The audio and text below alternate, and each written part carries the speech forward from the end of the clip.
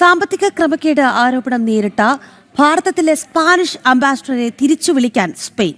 Embassy ഫണ്ടിന്റെയും സ്വകാര്യ സംഭാവനകളുടെയും വിനിയോഗവുമായി ബന്ധപ്പെട്ടാണ് ആരോപണം ഉയർന്നത്. ഭാരതത്തിലെ സ്ഥാനപതിയെ മാറ്റുന്നതിന് സ്പെയിൻ ഭരണകൂടം നടപടി തുടങ്ങി. സ്ഥാനപതി ജുവാൻ അന്റോണിയോ മാർച്ച് പൂജോളിനെ മാറ്റാൻ സ്പെയിൻ നടപടി തുടങ്ങിയതായാണ് വിവരം. എംബസി ഫണ്ടിന്റെയും സ്വകാര്യ സംഭാവനകളുടെയും ഉപയോഗവുമായി ബന്ധപ്പെട്ടാണ് സ്ഥാനപതിക്കെതിരെ ആരോപണം ഉയർന്നത്. ഭാരതത്തിൽ സംഘടിപ്പിച്ച സാംസ്കാരിക പരിപാടികളുമായി ബന്ധപ്പെട്ടാണ് സ്പാനിഷ് അധികൃതർ പരിശോധന നടത്തുന്നത്. ഈ സാംസ്കാരിക പരിപാടികളുമായി ബന്ധപ്പെട്ടാണ് സാമ്പത്തിക ക്രമക്കേട് ആരോപണം ഉയർന്നത്. സ്പെയിൻ വിദേശകാര്യ മന്ത്രാലയം നൽകിയ റിപ്പോർട്ട് അഴിമതി വിരുദ്ധ പ്രോസിക്യൂട്ടറുടെ ഓഫീസിന് കൈമാറിയിരുന്നു.